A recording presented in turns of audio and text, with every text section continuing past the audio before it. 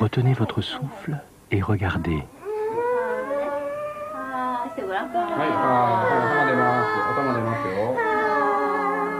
Cet instant de la naissance, nous l'avons tous vécu.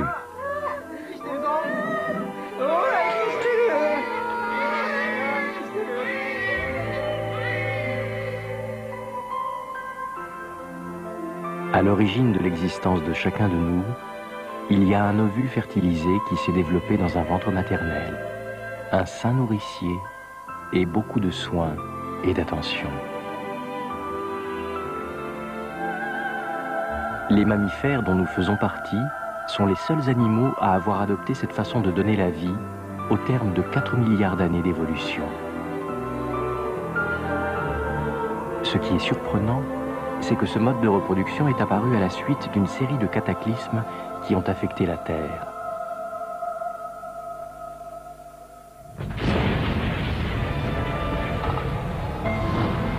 Il y a 250 millions d'années s'est produite la plus grande éruption volcanique que la Terre ait connue.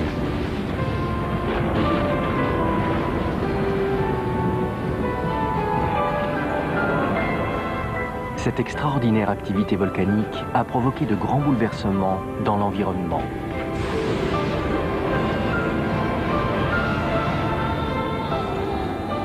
Des découvertes récentes ont montré que cette catastrophe a entraîné la disparition de 95% de la vie présente sur la planète.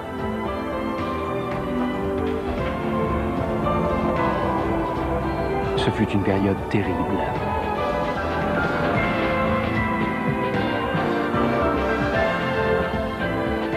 Mais lorsqu'ils eurent surmonté l'épreuve, nos ancêtres avaient acquis les caractéristiques uniques des mammifères.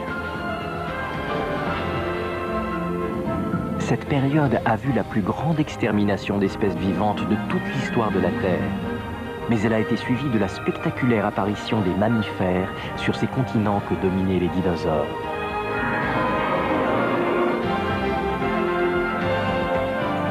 Pour quelles raisons nos ancêtres ont-ils alors commencé à protéger leurs petits dans les ventres maternels? Voici l'étonnante histoire de la naissance des mammifères.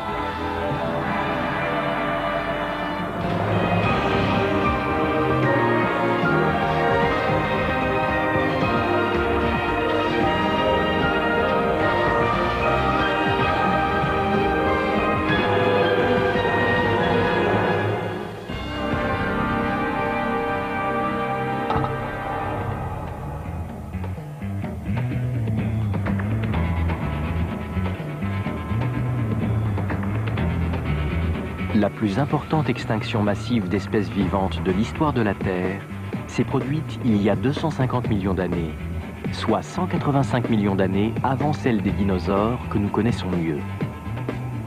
Mais on pense aujourd'hui que sans cette catastrophe, les mammifères ne seraient jamais apparus sur la planète.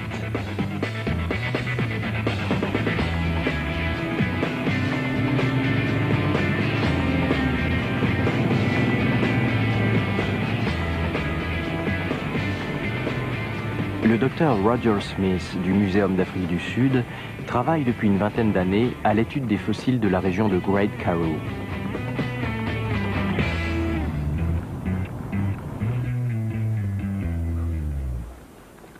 La strate, qui correspond à la période qui a précédé la grande extinction, affleure ici à la surface. Cette terre aride a remarquablement conservé les empreintes des animaux qui arpentaient les continents à cette époque. Voici d'incroyables empreintes de dinocéphale.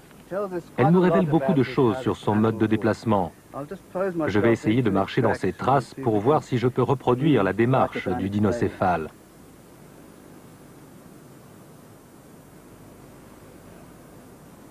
Cet animal devait mesurer 3 mètres de long, mais ce n'était pas un dinosaure. Des dizaines de millions d'années allaient encore s'écouler avant qu'il n'apparaisse. Alors quel genre d'animal avait bien pu laisser ses empreintes? On pense que des animaux très semblables aux mammifères d'aujourd'hui vivaient ici juste avant l'épisode d'extinction massive. Ce fossile est celui d'un herbivore appelé Diictodon. Il mesurait environ 50 cm et vivait dans un terrier, un peu comme un blaireau.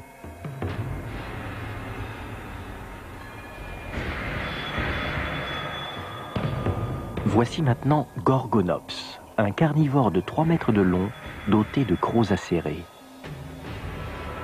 Ce devait être un des maîtres du règne animal, comme les lions aujourd'hui.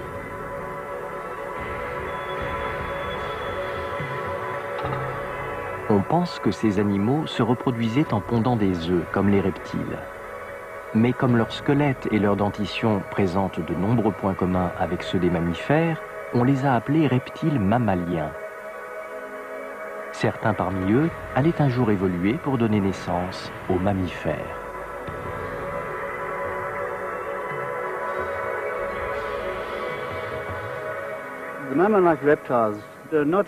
Ces reptiles mammaliens sont moins connus que les dinosaures.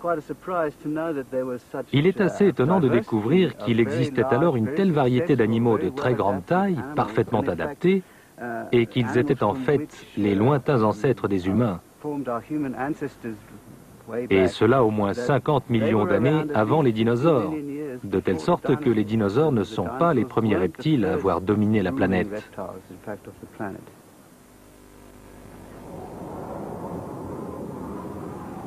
Voici, selon le Dr Smith, à quoi devait ressembler le paysage terrestre juste avant la grande extinction.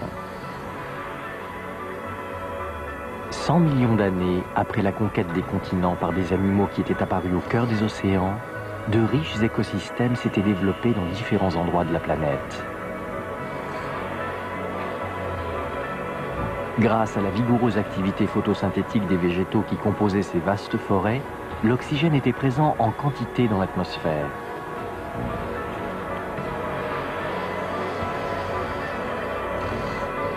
Cette abondance avait favorisé la domination des reptiles mammaliens sur les continents.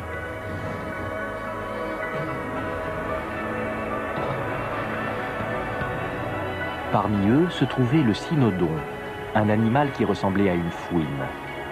En fait, c'est sans doute lui, notre ancêtre. Long d'une cinquantaine de centimètres, il se nourrissait principalement de poissons de rivière.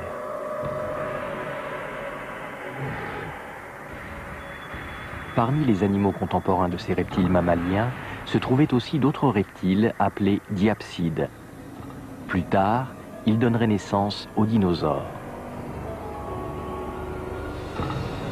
À cette époque, il n'était qu'une espèce assez obscure, ce qui rend d'autant plus surprenante la future domination de la Terre par leurs descendants directs.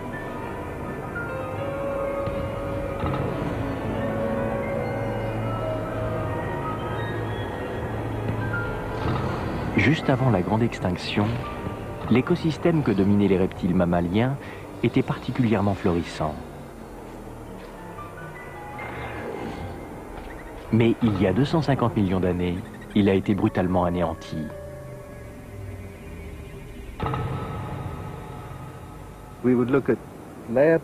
On a examiné en détail les couches à partir de cette limite. Et de toute la faune du Permien, seuls 5% a survécu. Ce qui signifie que 95% de la faune et de la flore terrestre de l'époque a disparu. Et les études effectuées sur les océans donnent des résultats similaires. C'est absolument catastrophique. En fait, c'est l'extinction massive la plus terrible dont on ait la trace. Qu'est-ce qui a pu causer la disparition soudaine de 95% des êtres vivants, plantes et animaux confondus? Et quelles conséquences un tel événement a-t-il eu sur l'évolution? Le sol de Great Karoo porte le témoignage de ce qui s'est passé à ce moment-là. Le Dr Smith a constaté un changement dans la couleur des strates de terrain. Celles qui datent d'avant la catastrophe sont d'une teinte gris-bleu. Juste après, elles deviennent brun-rouge.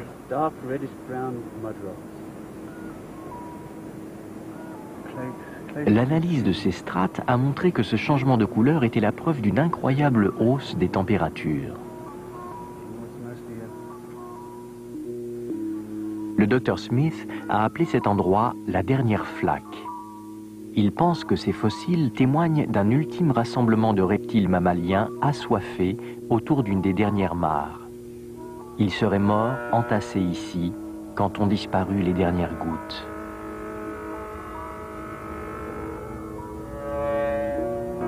Il y a 250 millions d'années, la vie s'est donc trouvée projetée dans un environnement extrêmement chaud. Mais qu'est-ce qui avait provoqué ce violent réchauffement?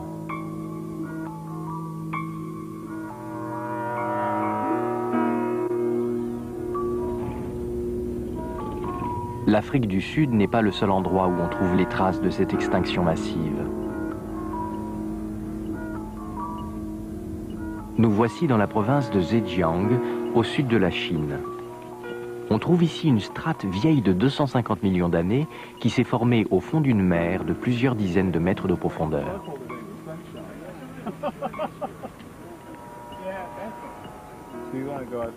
Le docteur Yugan Jin de l'Académie chinoise des sciences et le docteur Douglas Irwin du Muséum d'histoire naturelle du Smithsonian Institute travaillent ensemble sur le terrain.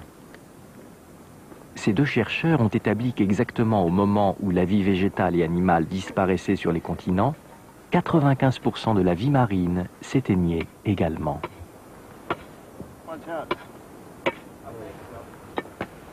Ici aussi, on constate un changement de couleur dans les strates successives. Cette fois, elle passe de blanchâtre à presque noir. Et c'est précisément à ce moment qu'a eu lieu la grande extinction.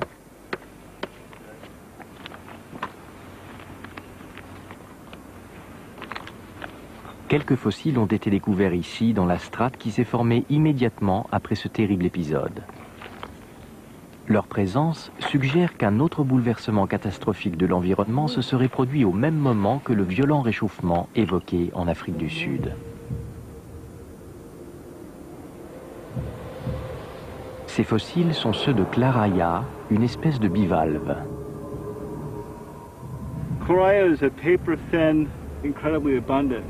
Claraya est aussi fine qu'une feuille de papier et incroyablement abondante. On trouve des tapis entiers composés de dizaines de milliers de ces bivalves dans les couches du Triassique.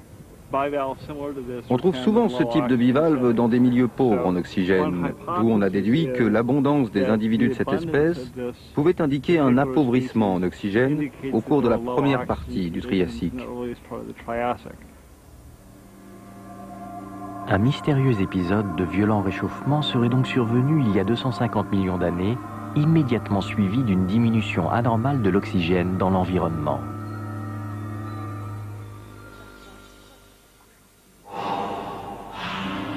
Seule une catastrophe exceptionnelle avait pu causer un tel désastre.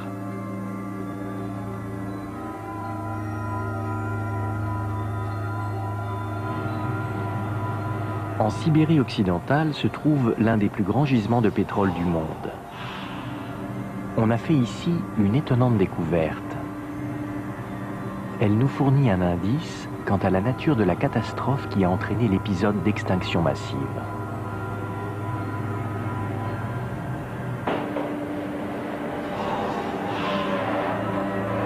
Tout a commencé lors d'une campagne de prospection géologique d'une compagnie pétrolière.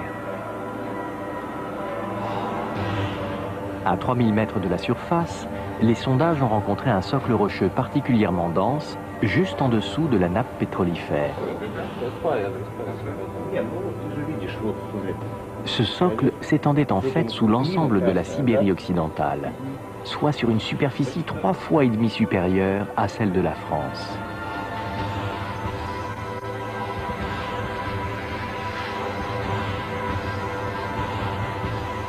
Des échantillons de cette couche ont été prélevés et leur analyse a révélé qu'il s'agissait en fait de lave solidifiée il y a 250 millions d'années, au moment de l'épisode d'extinction massive.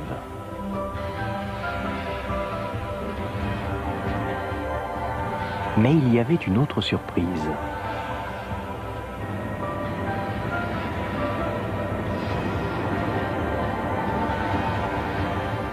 Cette étendue de lave se poursuivait en fait sur 2000 km, dépassant les limites de la Sibérie occidentale pour se prolonger sur le plateau de la Sibérie centrale.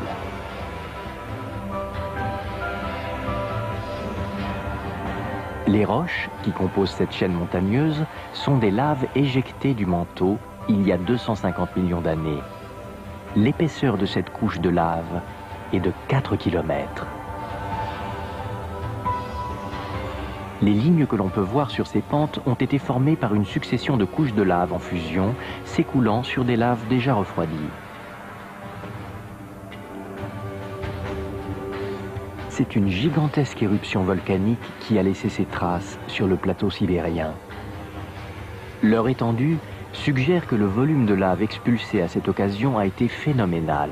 10 000 fois la quantité qu'un volcan rejette en général sur 10 000 ans. Jamais, de toute son histoire, la Terre n'avait connu pareille éruption.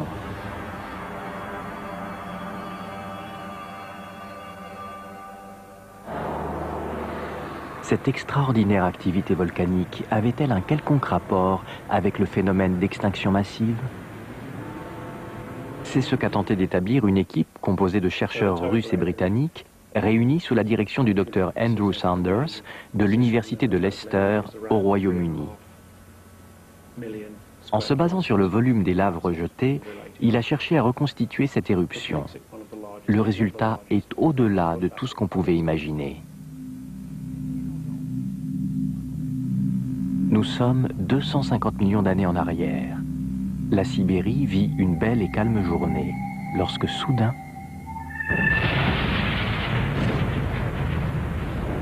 l'explosion projette des laves jusqu'à 2 ou 3 000 mètres d'altitude, 10 fois plus haut que lors des plus grandes éruptions observées à l'époque moderne.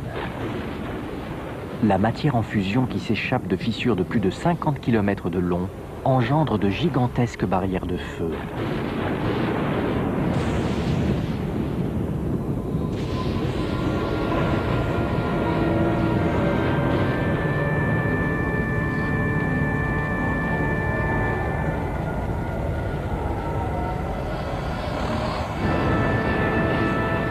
Les coulées de lave déferlent sur la forêt sibérienne, engloutissant tout sur leur passage.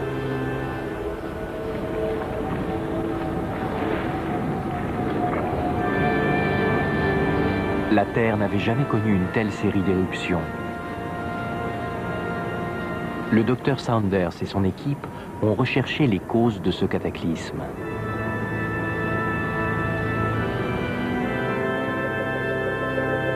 Leur attention a été attirée par une série de gigantesques failles présentes dans le sous-sol de la Sibérie occidentale. Ces fissures de 100 km de large s'étendent sur plus de 1500 km.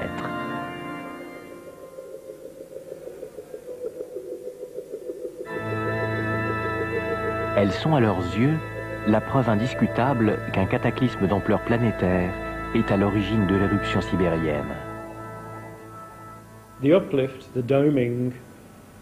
Le bombement qui a engendré ces fissures devait, selon nos estimations, mesurer entre 1000 et 1500 km de diamètre, ce qui représente une partie non négligeable de l'ensemble de l'Europe de l'Ouest. À la fin du Crétacé, on trouve les preuves d'un impact venu de l'espace, d'une météorite qui, il y a 65 millions d'années, a exterminé une part importante de la vie sur Terre. Mais à la fin de l'ère permienne, il semble bien que nous soyons face à un impact venu des profondeurs de la planète. Et c'est ce phénomène qui aurait provoqué la grande extinction que l'on constate à cette époque. Qu'est-ce qui était venu ainsi déformer la surface en jaillissant des profondeurs de la Terre? Les dernières recherches effectuées sur le manteau terrestre nous apportent peut-être la réponse. Les scientifiques ont découvert récemment qu'à certains endroits spécifiques de la planète, les phénomènes de subduction et de remontée de matière qui animent le manteau terrestre pouvaient atteindre des proportions hors du commun. Dans les failles de grande profondeur qui sont au large du Japon, de tels mouvements ont été constatés. Un immense bouclier rocheux qui avait constitué une partie du plancher océanique s'est ainsi enfoncé par une de ces failles et a progressivement plongé vers les régions proches du noyau à 2900 km de la surface.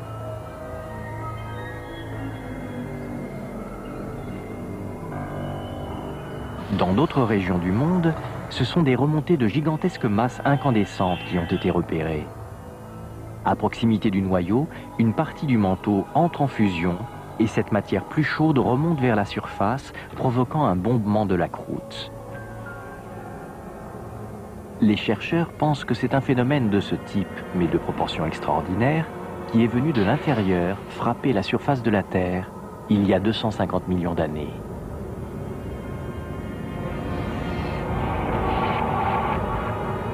On savait depuis longtemps que les continents dérivaient à la surface de la planète. Mais nous découvrons peu à peu que les bombements engendrés par les remontées du manteau peuvent brusquement prendre des proportions colossales lorsque ces continents présentent une configuration particulière.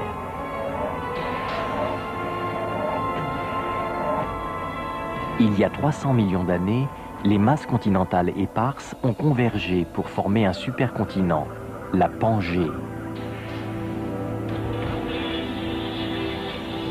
Une faille très profonde entourait alors ce continent.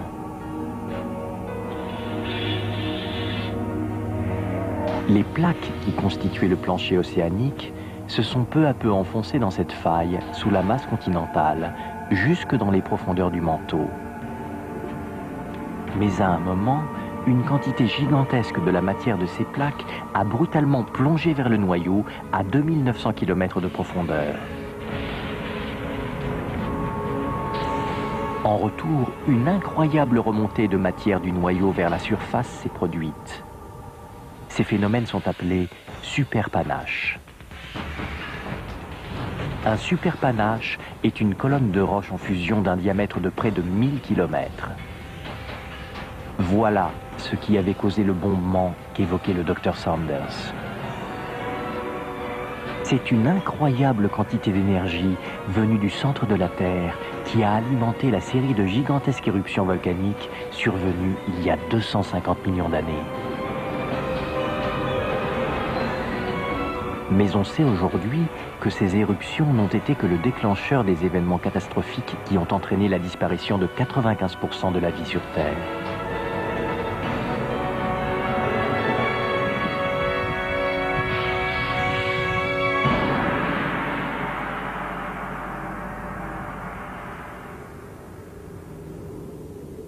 Alors, que s'est-il passé après?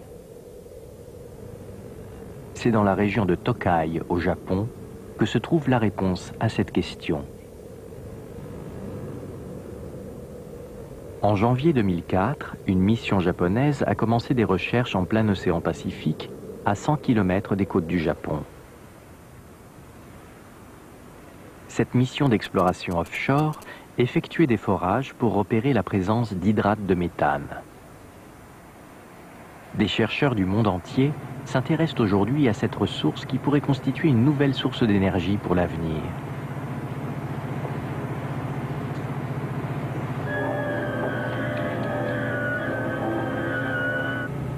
L'hydrate de méthane est enfoui sous forme congelée, 1000 à 2000 mètres sous le fond des océans, à proximité des plateformes continentales.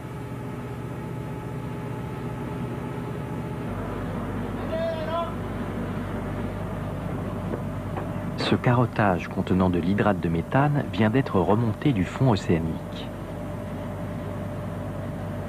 Le gaz qui s'échappe ainsi est du méthane.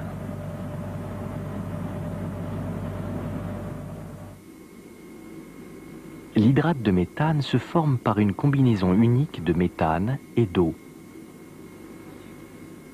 Au fond des océans, la température reste basse et le mélange est stable.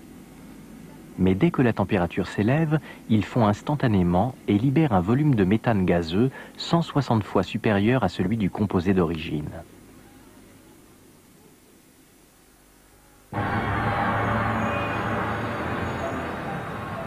En Chine, on a trouvé la preuve que lorsque la gigantesque éruption sibérienne s'est produite il y a 250 millions d'années, l'hydrate de méthane a commencé à fondre, libérant du plancher océanique une énorme quantité de méthane.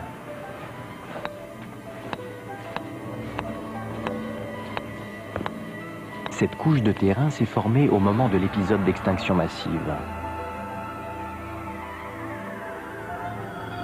L'analyse de sa composition chimique a révélé qu'à ce moment précis, un élément appelé carbone 12 avait connu une violente augmentation. Cette augmentation démontre qu'une quantité phénoménale d'hydrate de méthane avait alors commencé à fondre, car l'hydrate de méthane contient une forte proportion de carbone 12.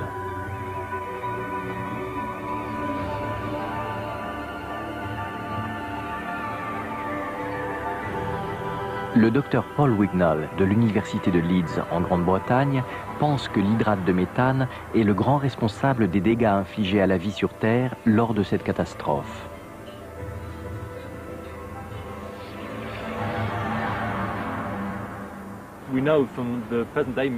Nous savons, grâce aux hydrates de méthane découverts sous les sédiments océaniques, qu'il suffit d'une hausse de quelques degrés de la température de l'eau pour déclencher la fonte.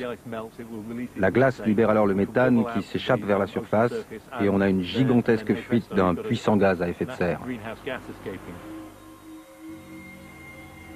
L'énorme éruption volcanique déclenchée par un superpanache en Sibérie avait introduit dans l'atmosphère une quantité phénoménale de dioxyde de carbone, peut-être 40 trillions de tonnes.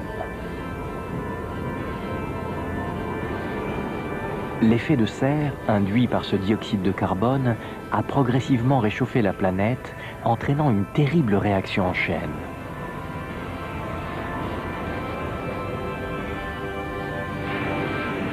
Au fond des océans, l'hydrate de méthane gelé a commencé à fondre. D'énormes volumes de méthane ont été brusquement libérés.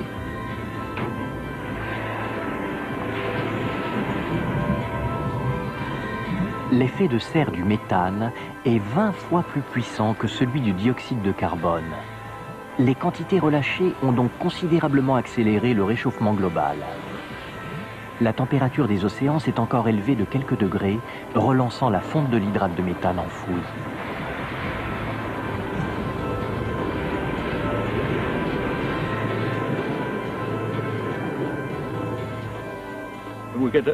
Un cycle s'est alors enclenché. La libération du méthane alimentait la hausse des températures. Elle provoquait la libération de plus de méthane qui accélérait le réchauffement global, jusqu'à arriver à une situation catastrophique. Une sorte d'hyper-effet de serre. Certainement le climat le plus brûlant que la Terre ait connu depuis au moins 600 millions d'années.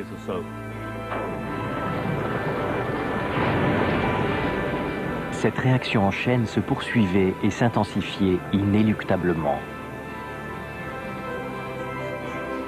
La température de la Terre s'éleva brutalement de 7 ou 8 degrés autour de l'équateur et de 25 degrés dans les régions polaires.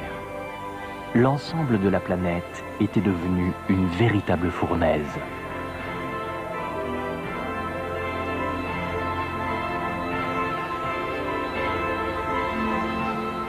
Cette chaleur extrême frappa l'environnement de plein fouet.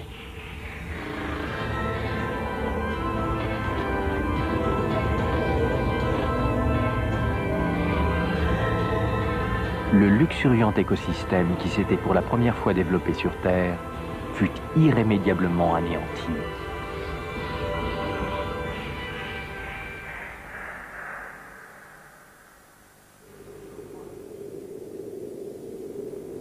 Alors survint le coup de grâce qui acheva de détruire 95% de la vie animale et végétale.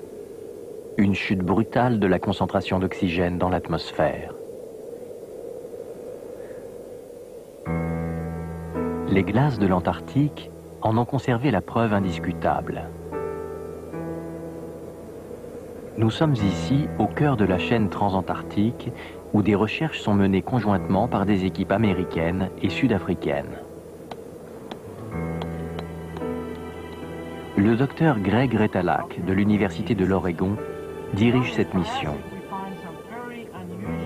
Il a découvert un minéral extrêmement rare dans la strate qui s'est formée juste après l'épisode d'extinction massive.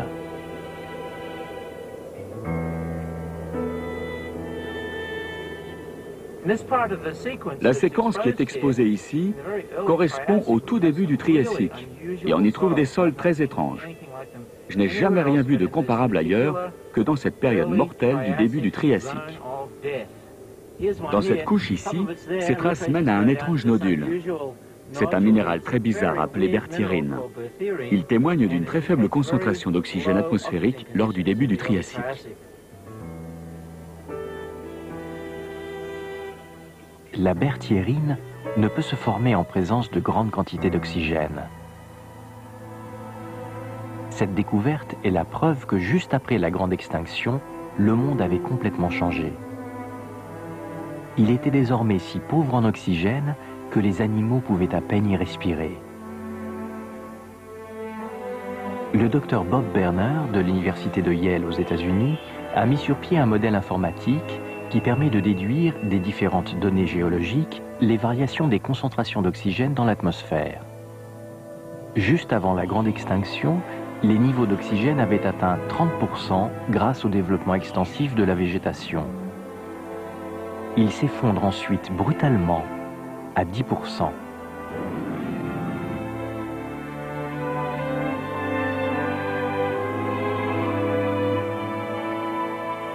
La majorité des végétaux avaient été éliminés par la violence du réchauffement. Et le méthane, échappé des fonds océaniques, entrait en réaction avec l'oxygène, réduisant considérablement les concentrations d'oxygène atmosphériques. Nos ancêtres, les cynodons, ont bien failli disparaître, victimes de ces températures extrêmes et de la raréfaction de l'oxygène. On pense que leur survie fut un véritable miracle. Mais ils durent affronter des conditions particulièrement hostiles pendant une très longue période.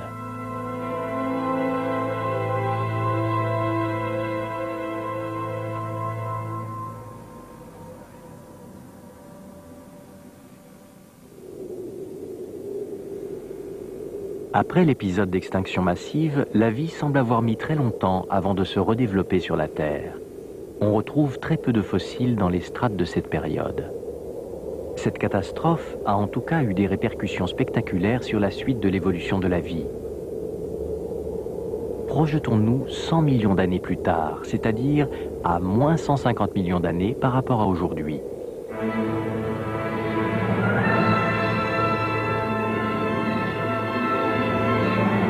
Le monde avait alors beaucoup changé. Une des différences les plus spectaculaires était l'omniprésence de reptiles géants, les dinosaures.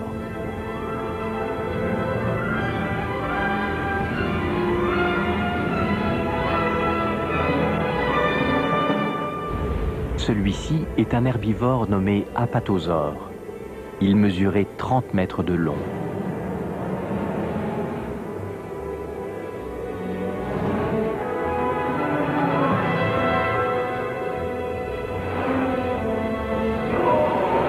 Et voici le roi des animaux de cette époque, un terrible carnivore appelé allosaure.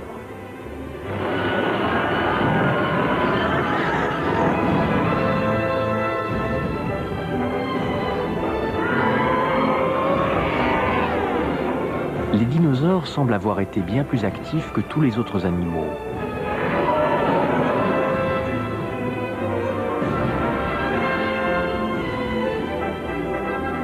A l'inverse, nos ancêtres étaient à cette époque devenus de petites créatures semblables à des souris qui vivaient en se cachant des dinosaures.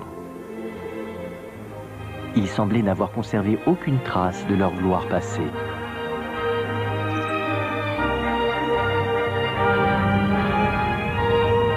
Comment les reptiles les avaient-ils supplantés à la tête du règne animal?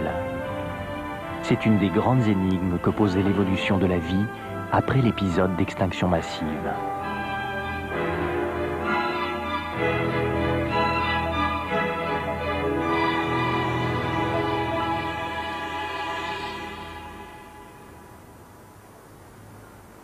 Le docteur Mark Norrell, du Muséum américain d'histoire naturelle, est un spécialiste des dinosaures mondialement reconnu.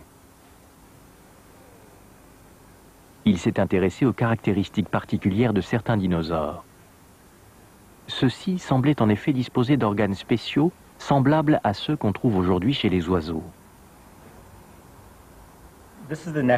Ceci est une vertèbre cervicale d'un condor des Andes et sa structure est extrêmement complexe. En gros, l'avant de la vertèbre est ici. Voilà ce qu'on appelle l'épine dorsale et c'est par ce trou que passe normalement la corde neurale. Mais si on regarde en détail, on remarque que l'ensemble de la vertèbre est perforé comme une éponge de petites poches et de petits trous. C'est ici que les sacs aériens s'intégraient à l'os. Comparons maintenant avec ce fossile d'allosaure. On retrouve exactement la même chose. On a une épine dorsale haute sur le dessus. On a cette cavité ici, comblée par la roche, par laquelle passait la corde neurale. Et on a certaines de ces petites cavités pneumatiques que l'on trouve ici dans les mêmes configurations que chez le condor des Andes. Quel est donc ce système de sac aérien dont semblent avoir été équipés les dinosaures? Aujourd'hui, on ne le retrouve que chez les oiseaux, dont on pense qu'ils sont probablement les descendants des dinosaures. Ces poches d'air sont en fait un système respiratoire unique que les dinosaures ont développé au cours de l'évolution. Dans un système respiratoire classique, les poumons sont alternativement remplis d'oxygène, puis de dioxyde de carbone. Pour la simple raison que le même chemin est utilisé pour inspirer et expirer.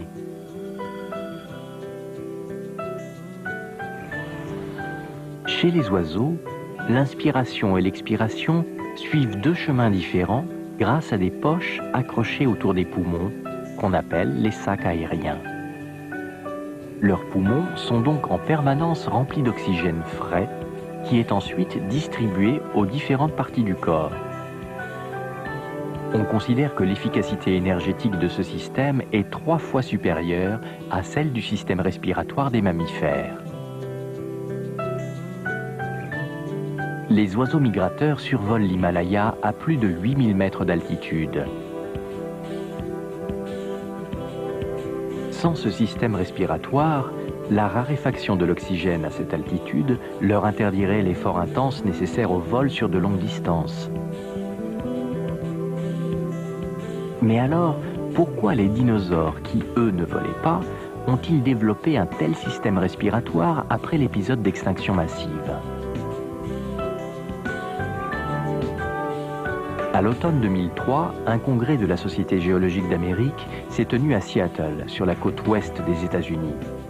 Une théorie révolutionnaire qui établissait un lien entre ce système respiratoire et la prospérité des dinosaures fut proposée à cette occasion par le docteur Peter Ward de l'Université de Washington.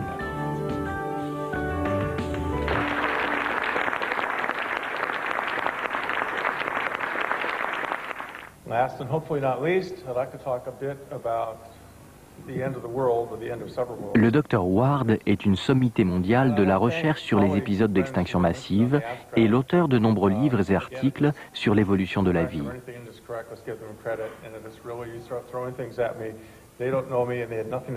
Son intervention attirait l'attention de ses collègues sur des données récentes qui montrent que la raréfaction de l'oxygène observée juste après la grande extinction s'est en fait prolongée pendant près de 100 millions d'années. On s'est longtemps préoccupé de l'évolution des niveaux de CO2 dans le temps. Mais ici, ce sont les niveaux d'oxygène qui nous intéressent. Ces chiffres proviennent des dernières simulations réalisées par Bob et son équipe. Ils se sont concentrés sur l'intervalle de temps situé entre moins 250 millions d'années et le milieu du Jurassique. Cela représente environ 100 millions d'années durant lesquelles les taux d'oxygène étaient inférieurs à ceux d'aujourd'hui. L'étude suggère même qu'ils étaient très inférieurs. Considérons maintenant le système respiratoire avec sac aérien. Les oiseaux en sont dotés, et les gens qui étudient les dinosaures commencent à penser qu'au moins certains d'entre eux disposaient d'un système similaire. La possession d'un tel système, même avec des niveaux d'oxygène stables, représentait un énorme avantage. C'était un atout pour la survie, et je ne serais guère surpris qu'il ait été amélioré par ces espèces qui disposaient d'un squelette adapté. Donc même s'il n'était pas aussi développé que celui des oiseaux d'aujourd'hui, ce système de sac aérien a dû être une aide précieuse dans un monde pauvre en oxygène.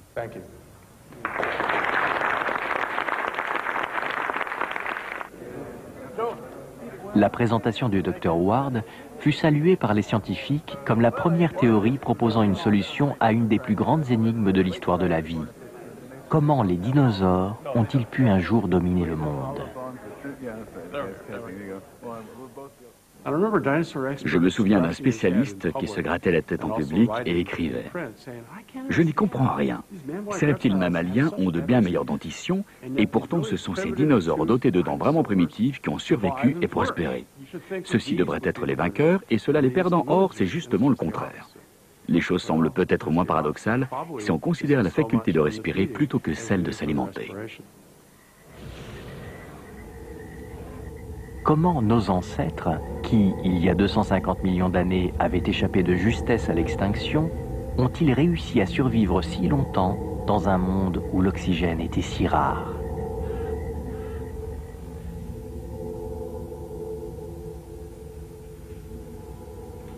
Le docteur Roger Smith étudie en Afrique du Sud les phénomènes d'extinction massive. Il y a un an, il a co-signé avec le docteur Ward un article sur l'évolution de la vie dans un milieu pauvre en oxygène. Il pense que nos ancêtres ont eux aussi emprunté une nouvelle direction dans l'évolution en améliorant leur système respiratoire. Le docteur Smith s'est intéressé plus particulièrement au Trinaxodon, une des espèces de cynodons qui ont survécu à l'épisode d'extinction massive. Probablement le premier de nos ancêtres apparu juste après cet événement. Il a remarqué chez ces animaux les signes d'une adaptation à un univers pauvre en oxygène. La cage thoracique, qui à l'origine couvrait l'intégralité du tronc, s'arrêtait désormais à la poitrine.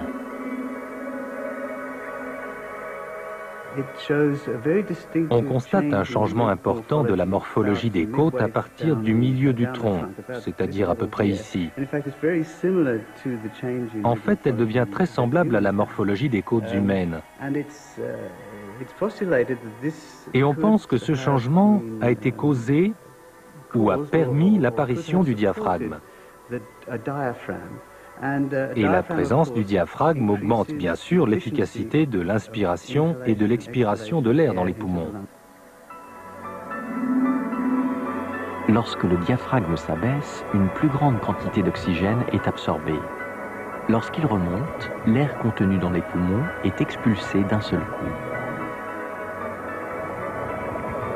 Nos ancêtres avaient suivi une voie différente de celle des dinosaures pour s'adapter à la raréfaction de l'oxygène. Mais ils ont eu bien moins de succès que les dinosaures. Selon les scientifiques, c'est parce que le système des sacs aériens était plus efficace que le changement de morphologie de la cage thoracique.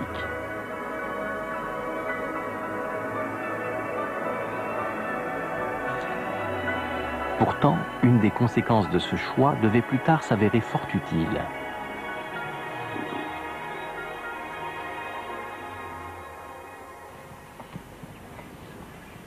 Observons le comportement des mammifères d'aujourd'hui.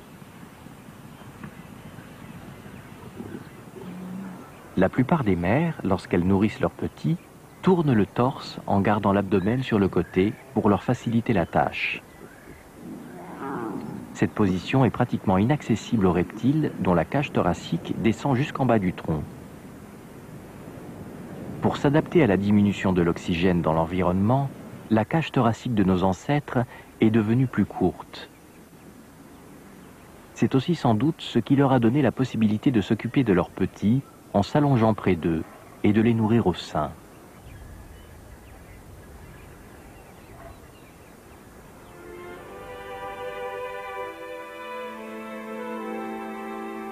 Ce fossile d'une mère et son petit allongés l'un contre l'autre a été découvert en Afrique du Sud. Juste après l'épisode d'extinction massive, nos ancêtres ont adopté des comportements typiques des mammifères. Ils se sont mis à nourrir leurs petits au sein et à leur consacrer beaucoup de temps et d'attention.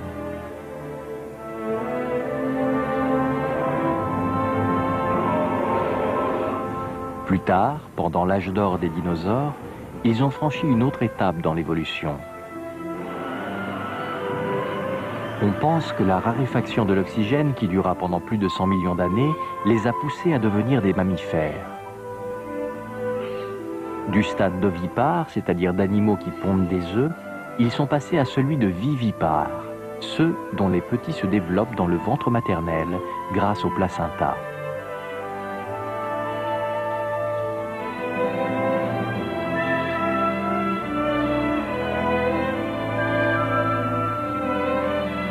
Le plus vieux fossile de mammifères placentaires a été découvert en Chine. On l'a appelé Eomaia, ancienne mère en grec.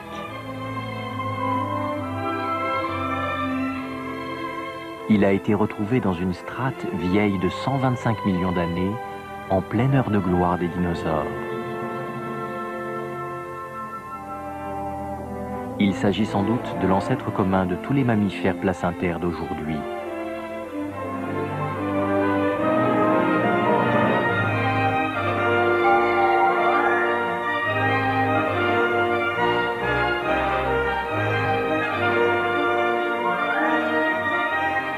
Le docteur Ji Qiang, qui l'a découvert, pense que dans cet environnement hostile, pauvre en oxygène et sous la pression constante des dinosaures, les mammifères ont sans doute développé cette stratégie efficace pour protéger leurs petits et assurer la survie de l'espèce.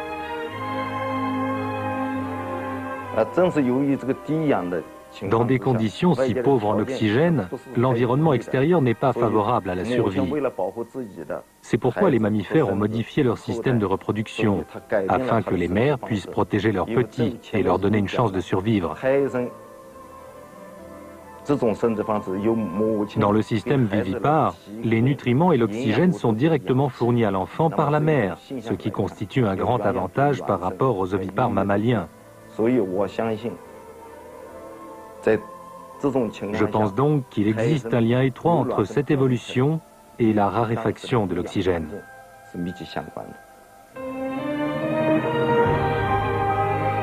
Chez les mammifères placentaires, un nouvel organe relie la mère à l'enfant, le placenta. À l'intérieur du placenta, par l'entremise du cordon ombilical, les globules rouges de la mère se déversent dans les vaisseaux capillaires du fœtus.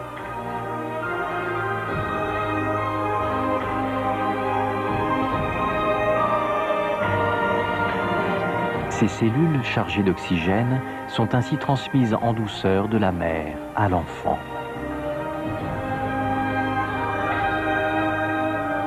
Cet apport constant d'oxygène frais va favoriser sa croissance.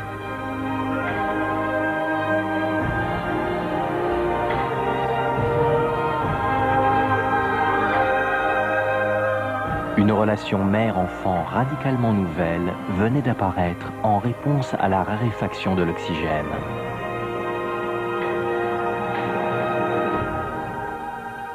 Elle établissait définitivement leur comportement protecteur à l'égard des petits comme une caractéristique permanente des mammifères.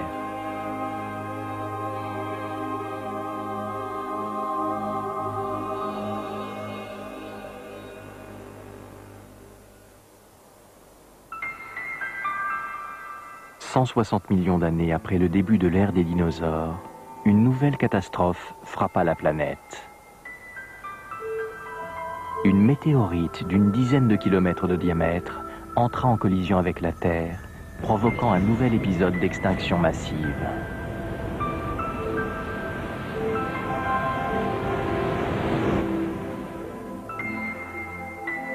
Ce fut la fin du règne des dinosaures.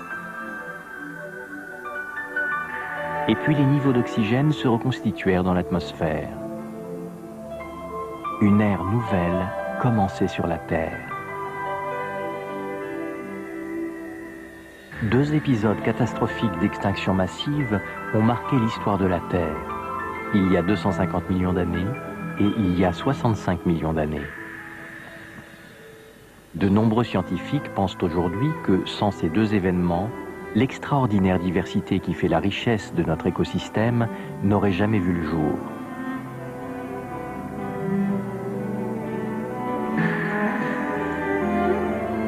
Nos ancêtres ont su traverser ces périodes dramatiques pour finalement devenir les maîtres de la planète.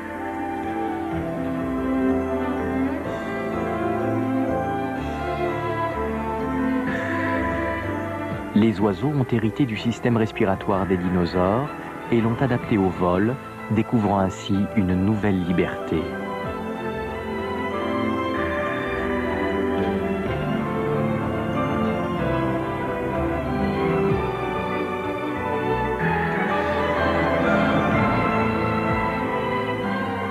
Les humains ont aussi hérité de leurs ancêtres mammifères une manière plus efficace d'utiliser l'oxygène. Elle leur a permis un nouveau bond en avant dans l'évolution, l'acquisition d'un cerveau volumineux. Le cerveau humain ne représente que 2% du poids d'un individu, mais il consomme 20% de l'oxygène absorbé par les poumons. Si nos ancêtres n'avaient pas amélioré leur mode d'utilisation de l'oxygène, l'intelligence des êtres humains n'aurait jamais vu le jour. Grâce à l'acquisition de ce cerveau volumineux, les hommes ont développé des techniques et des civilisations à une vitesse phénoménale. Elles ont aujourd'hui une influence déterminante sur l'avenir de la planète.